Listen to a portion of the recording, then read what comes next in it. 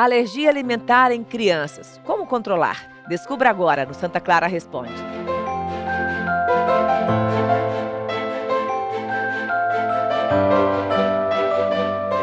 Olá, meu nome é Veridiana Daia e no Santa Clara Responde de junho nós vamos falar sobre um assunto que preocupa muito pais e mães: alergia alimentar.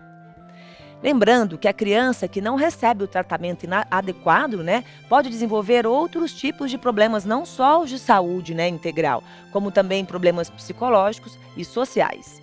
E hoje, para conversar com a gente sobre esse assunto, eu recebo 3 especialistas. O Dr. Gesmar Segundo, que é médico alergista e imunologista, a doutora Raíssa Ferreira Leles, que é pediatra, e a doutora Larissa Pires Hadi, que é gastroenterologista. Nós vamos falar sobre os sintomas, se existe mais de um tipo de alergia e, claro, os tratamentos. Tudo bem, doutores? Sejam bem-vindos ao Santa Clara Responde. Vamos começar a nossa conversa? Então, a primeira pergunta é para o doutor Gesmar. Doutor, qual que é a diferença entre alergia e intolerância alimentar? E qual das duas é mais frequente em crianças? Então, Veri, nós temos 2 tipos de alergias. Uma alergia que é a alergia mais conhecida, que é a IgE mediada, que ela é muito mais frequente dentro das alergias, onde é aquela que a criança entra em contato com o alimento e ela desenvolve sintomas imediatos, como ela tem placas de urticária, que são vermelhidões no corpo, inchaço, pode ter sintomas respiratórios e pode ter algum sintoma gastrointestinal. Isso é imediato, na hora que a criança entra em contato com o alimento. Nós temos um segundo tipo de alergia, que a gente ainda não conhece, os mecanismos não são claros ainda, que é a chamada alergia alimentar não IgE mediada.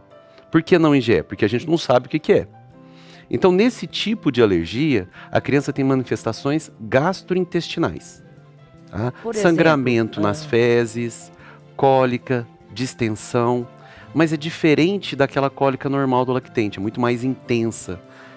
São aquelas crianças que têm um choro persistente, elas são irritadas, com o abdômen distendido, tá? E ainda elas podem ter quadros de vômitos, que são vômitos praticamente incoercíveis, que elas vomitam até realmente ficar pálidas e prostradas, muito prostradas. Então esse outro tipo de alergia não IgE mediada, ela tem manifestações basicamente gastrointestinais, mas ele é autolimitado. São poucos alimentos e que normalmente melhoram ao final do 1º ou 2º ano de vida. E a criança já teve uma melhora. E nós temos um outro quadro que é de intolerância alimentar. A intolerância ela acontece quando a gente tem problemas enzimáticos ou outros problemas de ordem digestiva, onde aquele alimento que não é digerido, ele passa a ser processado no nosso corpo de forma diferente. Entendi. Principalmente por processo de fermentação, saturação. Os quadros de intolerância, eles podem ser genéticos e persistentes, ou eles podem ser adquiridos ao longo da vida por problemas enzimáticos, por infecções e outras coisas, e eles podem ser transitórios. Então, Entendi. Algum momento que você realmente tem aquela intolerância, mas depois aquilo passa, o seu organismo recompôs as enzimas, recompôs o processo digestório adequado, e aí aquilo melhora e o paciente fica bem. Se a gente for pensar em termos quantitativos, as intolerâncias, elas são mais frequentes. Por quê? Porque elas são estados, muitas vezes, até transitórios. Entendi. Então você pode ter durante algum tempo, então elas são bem mais frequentes. E passar depois. Entendi, doutor Gesmar. E era isso que eu queria que a doutora Raíssa complementasse, Que eu queria saber se a criança já nasce assim, ou se ela desenvolve, durante o crescimento, uma alergia ou até uma intolerância, como o doutor Gesmar explicou. A criança ela tem uma predisposição genética no nascimento e quando é oferecido algum alimento, quando a criança tem contato com essa proteína do alimento, ela vai desenvolver a alergia, mas ela tem que ter uma predisposição genética. Então, por isso que é muito importante, igual a gente orienta nas maternidades, não oferecer inicialmente a fórmula láctea. Do leite? E sim oferecer o leite materno. Que a criança que já é predisposta geneticamente, se ela entra em contato muito rápido com essa proteína do leite de vaca, então ela tem mais chance de ter essa alergia à proteína. Entendi. Então, não deve oferecer. Sim, priorizar o aleitamento materno. O aleitamento materno. Perfeito.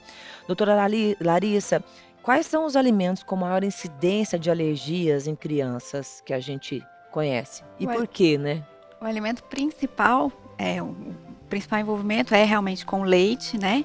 E aí a gente tem outros alimentos que também podem envolver as alergias. Ovo, trigo, soja, o amendoim, os frutos do mar. Mas o principal, principalmente nas crianças, realmente é o leite. Daí a importância do que a Raíssa falou, né? De priorizar o aleitamento materno.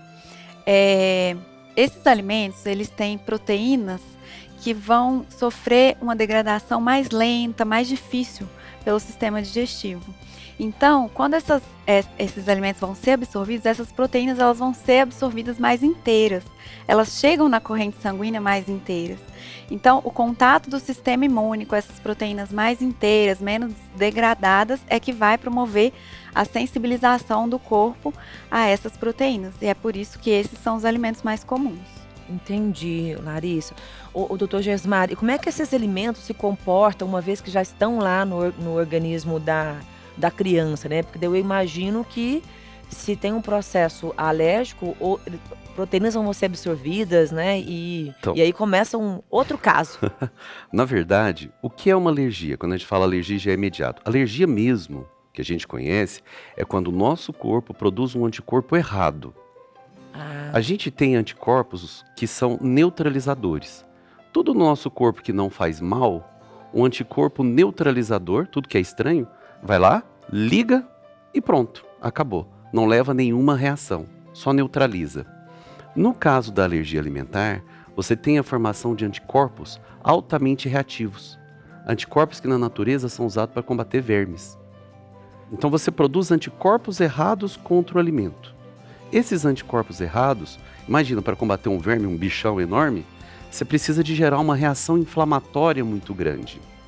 Então, na hora que você produz um anticorpo errado contra um alimento, você vai gerar no seu corpo uma reação inflamatória muito grande. Então, nós temos, nessa diferenciação que a Larissa estava falando, alimentos que são introduzidos precocemente na vida.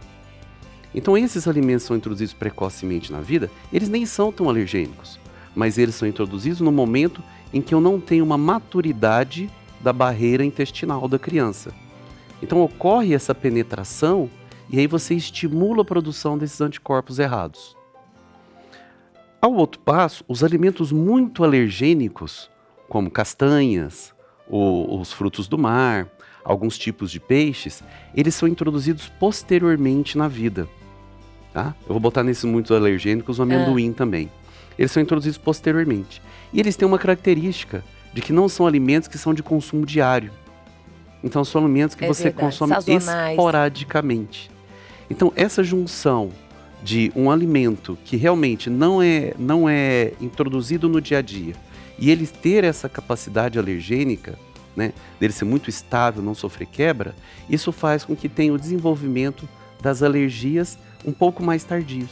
Então a gente tem no início da vida, principalmente o leite, mas de longe, que é o mais frequente. Aí tem o ovo, o trigo, a soja. E na criança mais velha um pouquinho, a gente começa amendoim, castanhas, frutos do mar. Então são as alergias que a gente vê. O que acontece então no corpo é essa apresentação para o sistema imunológico e esse entendimento de aquilo é algo ruim. De que tem uma coisa errada. Isso. Então isso depende da genética e da forma com que o alimento é introduzido para a criança. Obrigada, Gesmar. Raíssa, vamos complementar um pouquinho. Gesmar falou no início da nossa conversa sobre principais sintomas. Vamos repetir, deixar isso claro? Quais são os sintomas para que o pessoal de casa possa reconhecer? Assim, principalmente, inicialmente, né? Pensando em alterações na pele, como lesões de urticária, angioedema, piora da dermatite atópica. Urticária seria, assim, aquelas... umas placas avermelhadas. Coisas vermelhinhas e que coçam ou não? Coçam. Angioedema normalmente tem inchaço de mucosa, da orelhinha. E a dermatite atópica são aquelas lesõezinhas que coçam, mas são mais ressecadas na pele. Então pode ter piora dessas lesões na pele. Entendi. Raíssa estava falando de edema, né? Nesses casos que a gente vê que, inclusive, tem até falta de ar. É bom falar disso para que os pais fiquem muito atentos, né? Sim, pode dar alterações respiratórias também, como tosse frequente. Isso é muito perigoso. A mais grave seria a anafilaxia. mas é não tão raro. Uhum. Desculpa, não tão frequente. Não tão frequente, né? É mais raro, Mais no caso. raro. Entendi. E o outro seria as alterações gastrointestinais. Como ele falou no comecinho, como distensão abdominal, dor abdominal, vômitos, sangue nas fezes, muco nas fezes, podem estar associados também às alterações de reação alérgica. Então tem que ficar de olho, né? Observar tudo. Obrigada, Larissa. O aparelho gastrointestinal é o que mais sofre com a alergia alimentar? Depende. Quando a gente fala de alergia IgE mediada, a gente vai ter uma manifestação mais rica na pele, a manifestação do sistema respiratório predominando. Nas alergias não mediadas por IgE, aí sim a gente tem uma manifestação gastrointestinal mais florida, com vômito, distensão abdominal, cólica, diarreia, pode ter sangramento.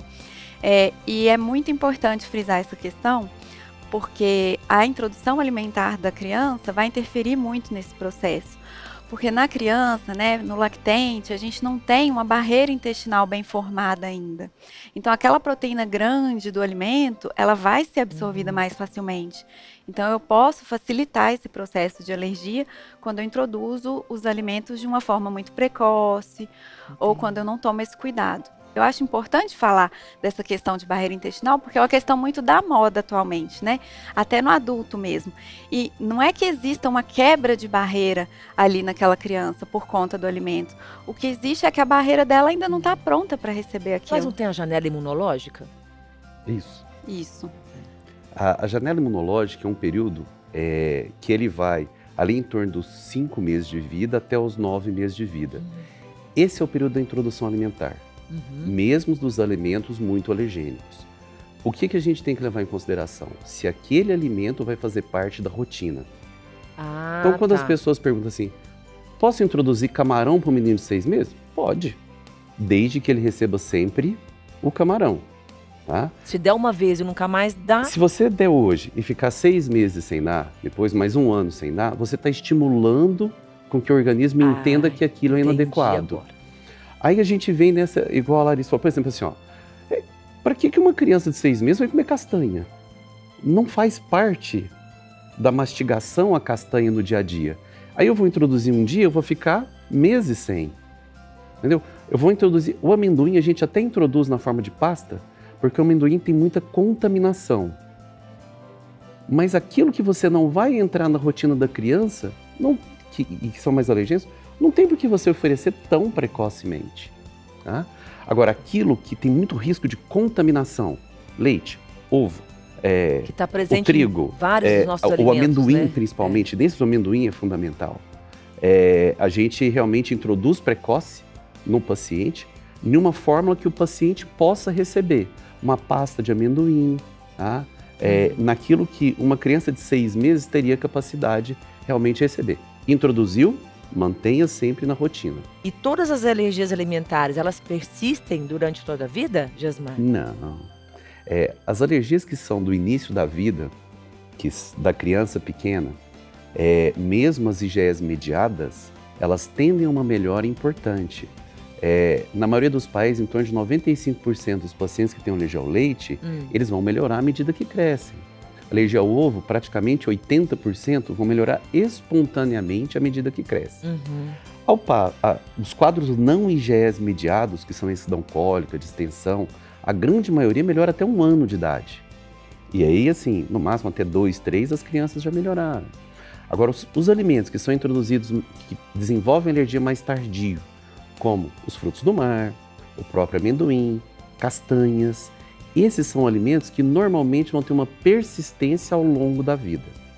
E nos pacientes que têm, por exemplo, alergia a alimentos que são de alto risco, porque tem em todos os lugares, como leite, ovo, esses mais comuns são mais comuns, né? Amendoim, a gente hoje tem formas de tratar para poder reduzir as chances de ter reatividade.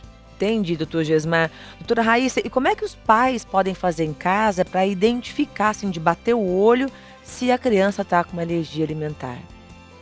Primeiro, avaliar se tem alguma alteração na pele, alguma alteração respiratória. E a que mais incomoda nas mães no comecinho da vida é a cólica, né, no nenenzinho. Mas não é a cólica, aquela cólica no final do dia, que ela tem um horário para começar e terminar. É uma cólica que a criança fica o tempo inteiro irritada, que o peito não acalma, que não tem remédio que Que a criança melhora, chora muito. chora bastante. Então, assim, saber diferenciar que a criança chora no comecinho, ela chora, pode existir aquela cólica do recém-nascido, Uhum. mas que é diferente de uma cólica de alergia Seria uma alimentar. coisa persistente, para ela observar se quanto tempo que tem esse Persistente. choro, que horário que ele chora, é isso? Seria isso, mais frequente, assim, durante o dia, durante a noite, que a Uhum. criança não tem posição para dormir, que ela Uhum. não dorme direito, pode ter algumas alterações gastrointestinais, como distensão abdominal, sangue nas Não ganhar fezes, o peso muco, seria um indício? não ganhar peso. Ok. Mas assim, pra gente observar em casa seria isso, mas algumas alterações pra gente observar no Uhum. consultório também, em relação ao ganho de peso. Ótimo. Tá? E como é que a gente procura? Que horas que a gente procura um especialista? O especialista, assim, nas reações graves, ele sempre deve ser procurado, né? Naquelas em que a criança fica com falta de ar, em que houve anafilaxia após a ingestão do alimento. Então, essas reações, elas devem ser abordadas pelo especialista. Existe uma tendência de muitos profissionais excluírem alimentos, né? Então, quando essas dietas de exclusão não estão funcionando, quando você começa a excluir alimentos demais e fica ali perdido do que realmente causou aquela alergia, vale a Uhum. pena procurar o especialista. São mais em relação a essas questões, eu acredito. Entendi. Quer complementar, gente? Eu queria falar assim, a alergia mais frequente, a alergia já é mediada. E a alergia já é Você vê na mediada, hora. é imediato. Uhum. Então assim, não é aquela história, ai, eu comi um negócio, daqui 2 dias apareceu uma manchinha, não sei. Não, é na hora. Então você faz a alimentação, ou você tem um contato com aquele alimento, a manifestação clínica é imediata. E principalmente pele, então ela chama atenção. A grande maioria dos pacientes tem urticária e angioedema. Urticária, que é aquelas placas, falou, angioedema é um inchaço. Então aquilo é muito chamativo para o paciente. Então a gente realmente chama atenção para esse ponto. Uma das coisas que a gente vê muito confusão, por exemplo, menino que chia o peito. Uhum. Alergia alimentar não dá chiado no peito. Tá? Alergia alimentar faz com que a criança tenha uma reação anafilática. Então ela tem um sintoma respiratório na hora que ela come. Ela começa com a pele e passa para o respiratório. É uma dificuldade de respirar. Na hora. Uhum. É como se fechasse glote e pulmão. Eles fecham, eles vão travando. Então, assim, existe uma confusão. Meu menino tá tossindo muito, tá gripando muito, é porque ele tá com alergia de alimento. Não tem nada a ver. Alergia alimentar é imediato. Essas manifestações respiratórias, elas são na hora que você come. Não comeu, não tem. Bom, e para terminar, doutores, uma pergunta para vocês três, né? Como funciona o tratamento para que a gente possa ter uma qualidade de vida, né, melhor? Posso? Pode? Conversa, né? Então, o que acontece? O grande impacto da alergia alimentar, ela é social. Por quê? As exclusões fazem com que as famílias deixem de ter as suas atividades normais, deixem de sair de casa, encontrar amigos. Então, vira uma piora de qualidade de vida e principalmente no aspecto social. Dentro das alergias não IgE mediadas, os sintomas não são tão graves. Eles incomodam, não são graves. E dos IgEs mediados que são graves, eles são de alimentos muito pontuais. Então, o grande problema é social. O que nós temos hoje? Para a maioria dos alimentos, o tratamento é feito com a exclusão. Então, eu faço a exclusão do alimento. Mas qual é o alimento mais frequente? Proteína do leite de vaca. Uhum. Então, eu preciso repor aquele nutriente que está faltando. Então, a gente sempre orienta a exclusão com uma orientação nutricional. Entendi. Por quê? Porque são alimentos que realmente necessitam. Nos casos de persistência da alergia à proteína do leite de vaca ou do ovo, que são alimentos muito difíceis de fazer exclusão no dia a dia, nós temos formas de tratamento, que é a chamada dessensibilização. Então, nós podemos fazer dessensibilização do paciente utilizando o próprio alimento em microdoses que a gente vai dando de forma crescente para esse paciente. Uhum. O objetivo disso não é que o paciente possa comer tudo, mas é que no momento que ele tenha um contato que ele não queira ter, ou seja, inadvertido, ele não tenha reações tão graves. Claro que parte desses pacientes vão sarar completamente quando faz o tratamento. Meninas? Eu acho importante essa questão de frisar muito, né? Essa questão da exclusão, porque a exclusão do alimento, ela realmente tem consequências psicológicas, sociais para aquela criança. Então, a gente não deve, a toque de caixa, sem uma avaliação correta, sair excluindo o alimento da vida da criança, sabe? Uhum. Não estou falando, claro, dos casos do IgE, que como o Dr. Gesmar falou, são alergias pontuais de um alimento específico, mas os sintomas gastrointestinais, né, podem aparecer por outros motivos que não alérgicos. Então, isso deve ser avaliado com cuidado para que não se exclua um alimento e se cause prejuízo para a criança, né?